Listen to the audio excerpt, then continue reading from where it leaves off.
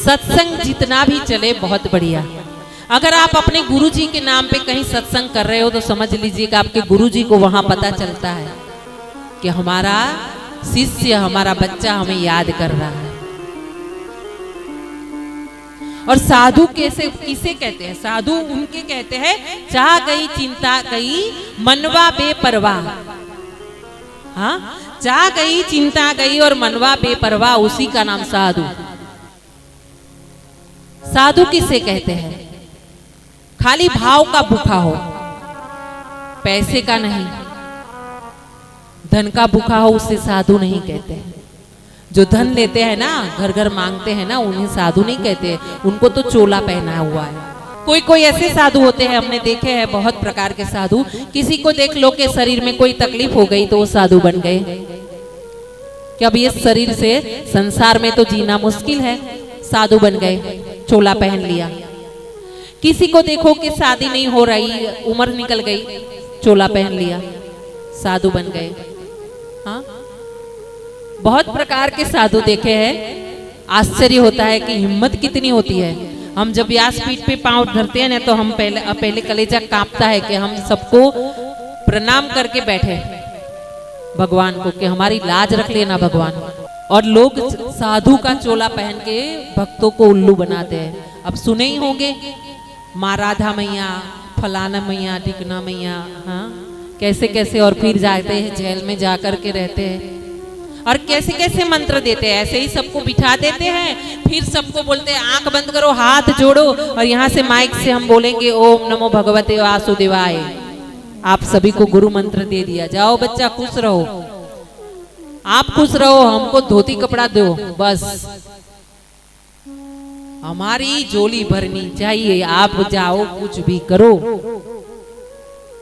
और हम यही कहते हैं, कभी भी गुरु बनाओ, कभी कोई संत के पास जाओ, किसी को भी अपने घर पे ब्रह्म भोजन पे भी बुलाओ, हमको भी लाख बार सोच करके बुलाओ कि वो लायक है। हाँ, किसी को गुरु बनाने से पहले लाख बार सोच लीजिए, उनकी कंठी बांधने से पहले 1000 बार सोच विचार करिए। संत वो है कि उनके पास जाने के बाद ऐसे आप बैठो और उनके साथ में आंखों से आंखें मिलाओ और आपका आदि व्याधि उपाधि सब आप भूल जाओ। जब तक संत के समीप में बैठे, उनके साथ में बैठे हो, उनके प्रभाव में बैठे हो, तब तक आपको घर, संसार, अपनी तकलीफें और जीवन की कोई भी बात याद आनी नहीं चाहिए। भगवान का नाम स्मरण, आपके गुरुदेव, उसके सिवा आपको कुछ याद ना रहे तब उनको गुरुदेव बना लो, आंख बंद करके। और ज्यादा करके जो सिद्ध संत होते हैं वो चेले बनाते ही नहीं है। आप जाइए, हमारे गुरुदेव है यहाँ पे भरूच से आगे पालेज, पालेज से अंदर नारेश्वर धाम, रंग अवधूत महाराज, आप सुने होंगे, कभी गए भी होंगे। ऐसा पवित्र स्थान है, नर्मदा मैया वहां पे बह रही है, आश्रम है, भगवान हमारे गुरुदेव महाराज का मंदिर है। अब वो देह से नहीं है लेकिन स्वयं विराजमान है। और वहां पे जाइए, खाना पीना रहना सब फ्री। 5 रुपया, आपको 5 रुपया नहीं, चावल के 2 दाने वहां आश्रम में नहीं रखने हैं। आप जिस दिन वहां 5 रुपया भी रखो, हमारे गुरुदेव उपवास करते हैं बिल्कुल निर्जला। और वो गुरुदेव, उनके पीछे कोई चेले को छोड़े नहीं, लेकिन आज भी उनका समाधि से जवाब आता है। आज भी उनके शिष्य, उनके जो भक्त है, उनको जवाब मिलता है।